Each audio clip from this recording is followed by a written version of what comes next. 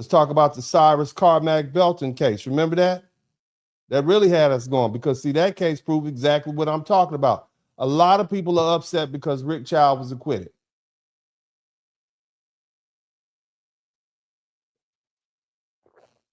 And if you only listen to the emotional reaction online, you think this was another case where an all-white jury let a non-black man kill a black child and walk away. Somebody type all white in the chat room. Somebody type all white jury in the chat room, right? That's what we believe, right? But see, that's not what happened. The jury wasn't all white. According to the reporting on the jury makeup, the jury included 3 black men and 2 black women. Think about that.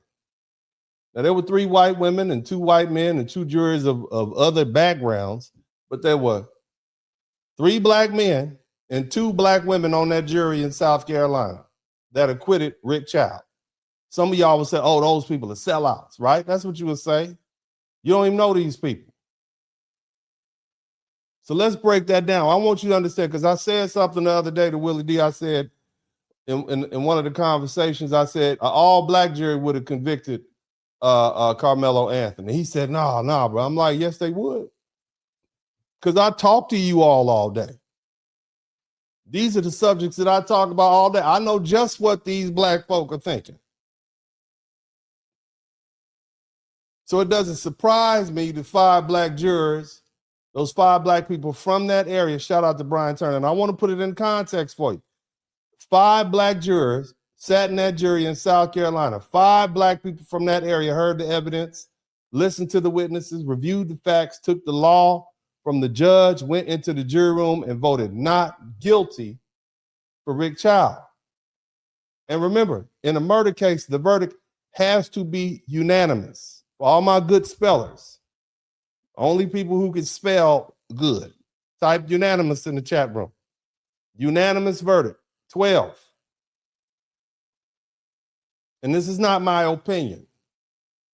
And the United States Supreme Court dealt with a case, Ramos v. Louisiana, and that was a Louisiana case where a man was convicted of second-degree murder by a 10-2 verdict. They did do all kind of crazy stuff in Louisiana. So over there, they weren't even getting unanimous decision. Everybody said, this is wrong. You got to have a unanimous. They said, we can do what we want to do over here in Louisiana. I actually went to school at Southern University Law Center in Louisiana. I took the bar, passed, I got a perfect 9 out of 9 score first time I took this. So I'm very versed in Louisiana law. But anyway, the Supreme Court said no, in a serious criminal case like murder, the Constitution requires a unanimous jury verdict. And that means all 12 jurors have to agree before they can be a lawful conviction. And practically speaking, the same thing matters for an acquittal. If one juror refuses to agree, there's no unanimous verdict. And the result is a hung jury. So in the Rick Child case, all it took was one of those black jurors to say, no, I can't vote not guilty. One black juror could have stopped the acquittal, but that didn't happen. Every juror agreed, including the 5 black jurors. All it would have taken was one holdout. One person could have stopped the acquittal, but nobody did. So whatever you think about the verdict, you have to deal with that fact. Let's deal with reality here. Somebody type, shout out to Brian Turner, shout out to House Martin. Let's deal with that. I want y'all to hear something.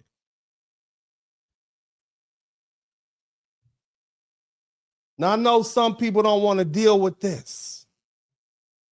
They want to skip right past the fact that 5 black jurors acted like this was just some white racist system doing what it always does. But that explanation doesn't work over here on this channel.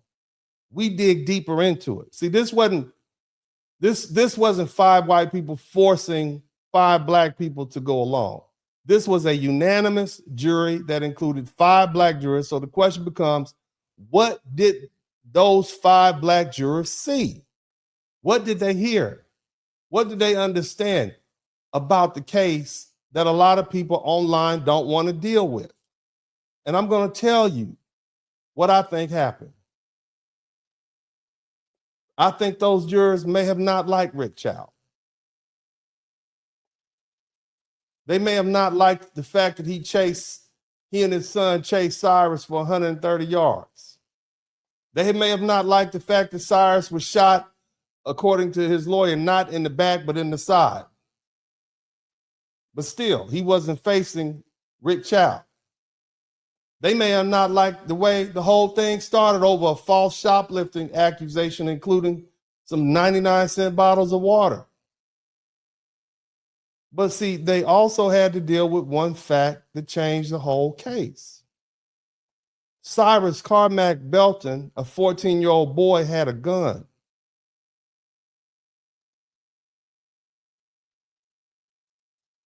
Think about that. Where is it legal in the United States of America for a 14-year-old child, unaccompanied by an adult, to be walking around with a semi-automatic handgun that he was basically, apparently, flashing online the night before on his social media page? Where is that? What law, what state is that legal? Nowhere. Now, Andy Chow, who was Rick Chow's son, was the only witness who saw what happened up close. Bias or not, he testified under oath. Cyrus pointed it at him. Maybe he was wrong, maybe he wasn't. But that was the testimony. That's what came into court. And I'm telling you, once the fact came into courtroom, this stopped being a simple unarmed black child shot by a store owner case. That gun changed everything. That 14-year-old with the semi-automatic gun, it changed everything. You don't have to like it, but that's the reality. Now, let me be very clear. The prosecution argued that Cyrus didn't threaten anyone with the gun. He still had it. The jury heard that. The prosecution argued the gun fell during the chase. We get that. The jury heard that. The prosecution argued that Rick Chow acted out of anger, not self-defense. The jury heard that. But the defense argued something very different. The defense argued that Cyrus had a loaded semi-automatic pistol and he pointed that gun at Rick Chow's son, Andy Chow. And once the defense made that argument, the jury had to decide whether the state had proven murder beyond a reasonable doubt. Listen to me. Did the defendant come up, did the prosecution come up with another eyewitness who said, oh no, he didn't point it at him? No. All they had was a testimony from Andy Chow saying he pointed the gun at me, and that created a reasonable doubt. That's the standard. It wasn't Rick Chow's job to prove he was innocent. It was the state's job to prove him guilty beyond a reasonable doubt. And they couldn't get past that reasonable doubt because there was no evidence. And apparently those 12 jurors, 5 of which were black, decided the state didn't get there. And any good criminal defense attorney who handles murder cases will tell you the same basic truth, even if they don't say it in polite company. In other words, around you non-lawyers. Somebody type 9. Anybody who's been to law school knows that that's how they refer to the rest of the world. You're a doctor, non-lawyer. You're a, I don't know, court reporter, non-lawyer. Smartest man in the world, non-lawyer. You're still a non-lawyer. And so the way lawyers talk around other lawyers is different the way we talk around non-lawyers.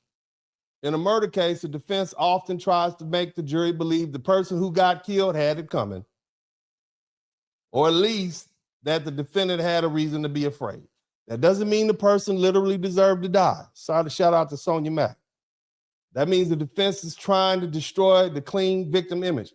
They're trying to make the jury say, hold on, this wasn't just an innocent person minding his business. There was more going on here. That's insider lawyer talk. That's how these cases are often defended. The defense tries to create doubt by making the deceased person look dangerous and threatening, aggressive, or responsible for creating a situation. And in the Rick Chow case, that's the fact that Cyrus had a gun. 14-year-old Cyrus had a semi-automatic gun, gave the defense exactly what they needed. If Cyrus had been completely unarmed, this case would have looked very different. If there had been no gun, the defense would have had a much harder time saying Rick Child was defending his son. If there had been no gun, this would have been a grown man chasing a 14-year-old boy and shooting him in the back after wrongly accusing him of stealing water. That's a very different case. But once the jury heard that Cyrus had a pistol, the defense had a path. And whether people like it or not, that gun gave a jury a reason to question whether Rick Child or his son could have believed there was a deadly threat. They could believe that. And this is where people are going to get mad. I'm going to say it anyway. There's no good reason for a 14-year-old boy to be walking around Columbia, South Carolina with a loaded gun.